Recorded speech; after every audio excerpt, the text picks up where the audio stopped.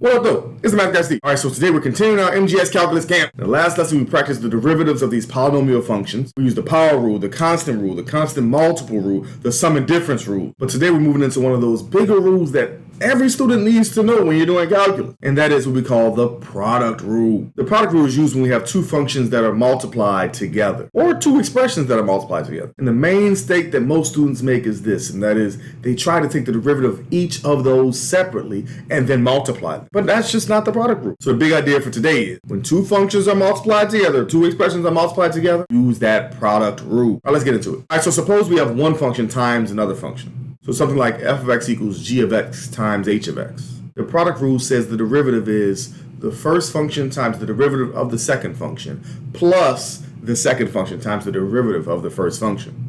Or in other words, first times the derivative of second plus second times the derivative of the first. Or a shorter version, some people even say first d second plus second d first. The key is this: we don't just multiply the derivatives of each one. Keep one function, take the derivative of the other, and then switch. So let's try one. So here it says find the derivative of f of x equals x squared times x cubed. So again, we have two separate things here, right? That we're multiplying, x squared times x cubed, and there's a multiplication in between. So it is a product. So use the product rule, meaning f prime of x we would say is the first. Okay, so even if we label them, right, call this the first, call this one the second, right? The first, so x squared, times the derivative of the second, d second, right? So times the derivative of x cubed. Now we worked on that in the last video. Derivative of x cubed, we use the power rule, right? So that's just 3 squared, right? Take that power down in front, subtract 1 from the power. So the first times the derivative of the second plus the second, so leave the second as is, cube, and then times the derivative of the first, times the derivative of x squared. Using that same power rule, right? So bring that 2 down in front, subtract 1 from the power, so 2 to the 1. And then now we can simplify this, right? So really our f prime of x is, okay, x squared times 3x squared is 3x to the 4th. X cubed times 2x is 2x to the 4th, and that simplifies to 5x to the 4th. Now, for this one specifically, we did not have to use a product rule because we can always try simplifying the function first, right? So like here, if I were to try to simplify it first, if f of x, we said is x squared times x cubed, well, I can just simplify that, right? So x squared times x cubed, I can just add those powers of x,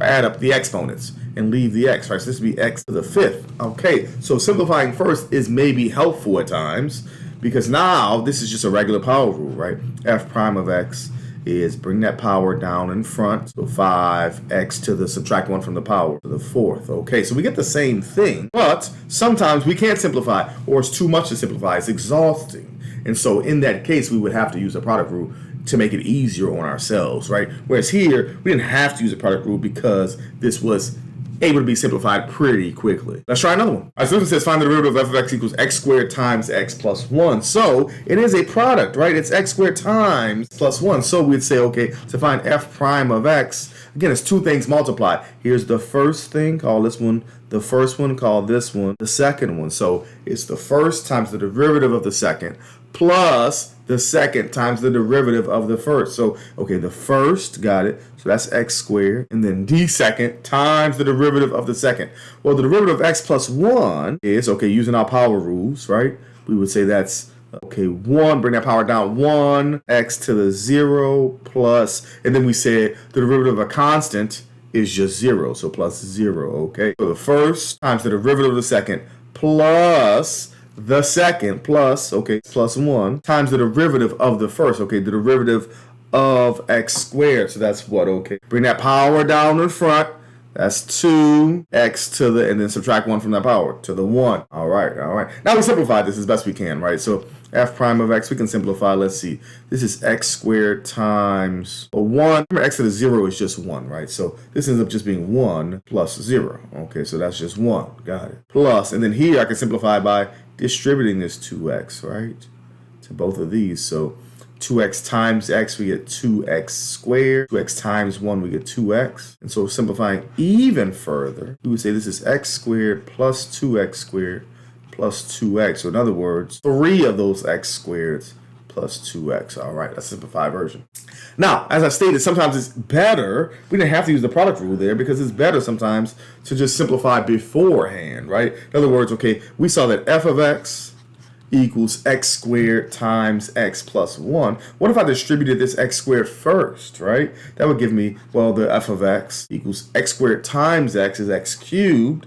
X squared times x is just x squared. And now we can take the derivative, find f prime of x by just taking the derivative of each term separately, right? So here, our power rule says bring that power down in front, 3x to the, and I'll subtract 1 from that power, we will get x to the second, plus, same thing here, bring that power down in front, so 2x to the, subtracting 1 from that power, x to the 1. So we get the same derivative, no matter which method, but sometimes it's easier if we use the product rule when we have way longer, complicated derivatives to take. Let's try number 3. So this one here is similar. Okay, find the derivative of f of x equals x cubed times 2x minus 5. So again, let's find it. It's a product, right? It's something times something. Okay, so to find f prime of x, it's the first times the derivative of the second plus the second times the derivative of the first. Okay, so the first is x cubed times the derivative of the second. Okay, got it. The derivative of, let's see, 2x. Well, again, that's power rule says bring the power down in front.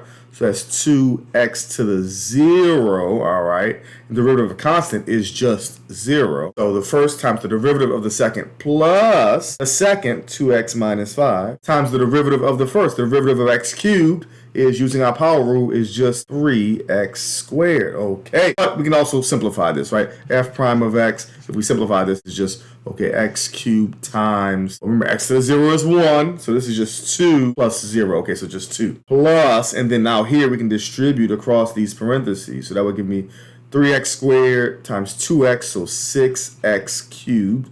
3x squared times negative 5 is negative 15x squared. Or we can even say f prime of x is 2x cubed plus 6x cubed minus 15x squared, which simplifies to 8x cubed minus 15x squared. So there's our derivative. But as I stated before, sometimes it's better or nicer or quicker if we simplify the function first. So this one, again, we didn't have to use the power rule. We could have first simplified the function. F of x equals x cubed times 2x minus 5. And so if I distribute this x cubed first, f of x equals x cubed times 2x is 2x to the 4th. X cubed times negative 5, negative 5x cubed. Now take the derivative with respect to x, okay? So using our power rules, the 4 comes down in front. 4 times 2 is 8 to the 3rd, subtracting 1 from the power. Minus, and then 3 times 5 is 15, x to the 2nd, subtracting 1 from that power. So we get the same derivative, no matter which method. It's just sometimes it's easier to simplify first, or sometimes it's best if we use the product rule, because that product rule is helpful when it's more complicated. Let's try some more. This one says find the derivative of f of x equals x squared plus 1 times x cubed minus 4x. So if we use that product rule, let's try it. We got something. This is the first. Okay, something times something else. This is the second. Okay, got it. So f prime of x says first times the derivative of the second plus the second times the derivative of the first. Okay, so the first squared plus 1 times the derivative of the second. The derivative of the second, okay, we can do each of them separately. Notice I'm using parentheses around that whole second because we're doing derivative of two separate things, right? So derivative of x cubed is 3x squared. Derivative of negative 4x, as you've noticed so far, when we have just the x on it, the x just disappears when we take our derivative. So it's just minus 4, all right?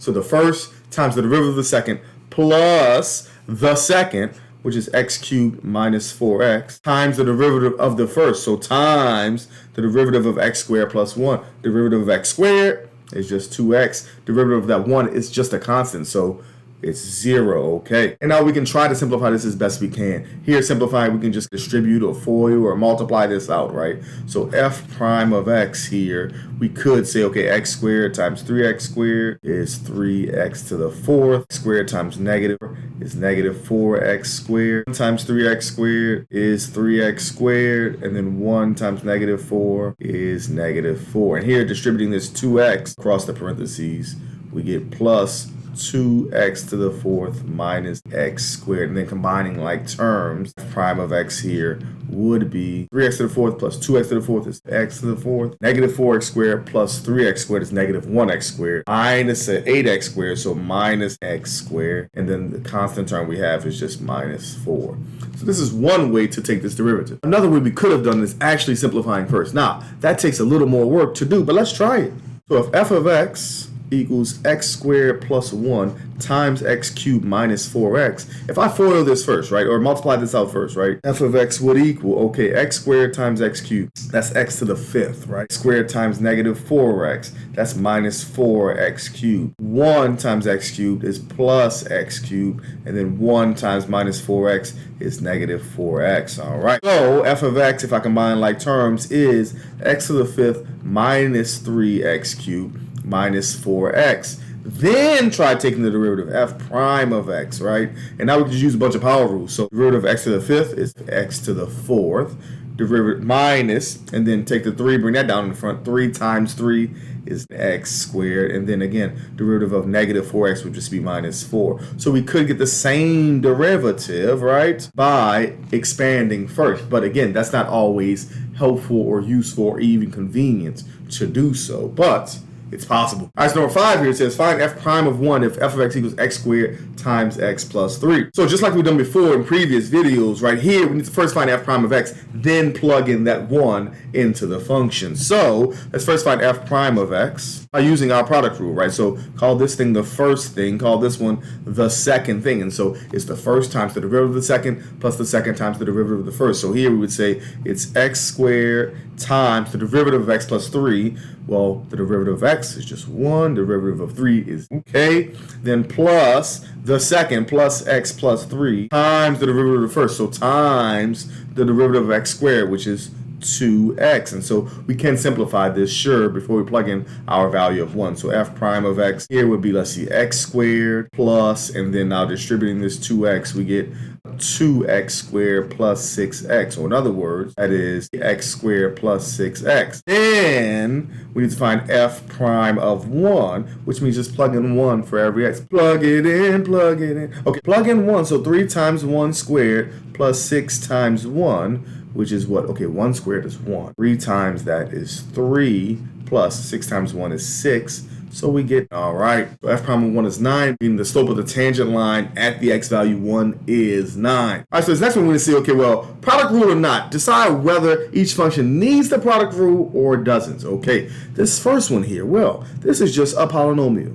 So x squared plus 3x minus 1. It's not two expressions or two functions multiplied to each other. So this one we say no, we can just use the power rule for each of these separately, along with our sum and difference rules and our constant rule, right? Okay. Here, we can use the product rule. So yes, but we don't have to. We don't have to, okay? So here we can use the product rule because there's two things multiplied by each other. And so that's our first times derivative of second plus second times derivative of first. So we can, or we could expand it. We could distribute.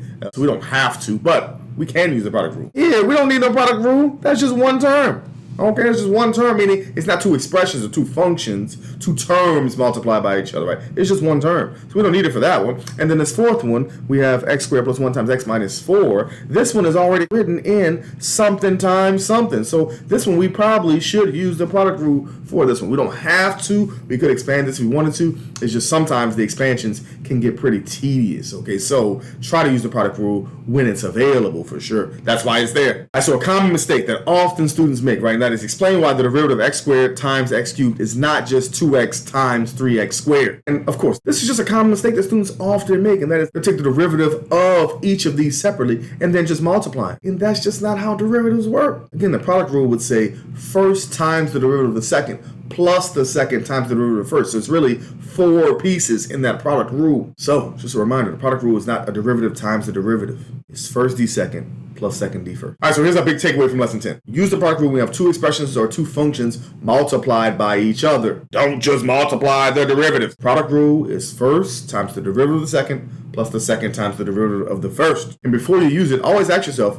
are two functions or two expressions being multiplied here? If yes, just use the product rule. It makes things easier. All right, so that's it for lesson 10 of our MGS Calculus Camp. Today we learned about that product rule. In the next lesson, we're going to learn about what we call the quotient rule. Okay, that's the rule when we have two functions or two expressions divided by each other. As always, keep practicing. Calculus gets a lot easier if you understand what the function is doing. Always remember, math is everywhere. Have a good one.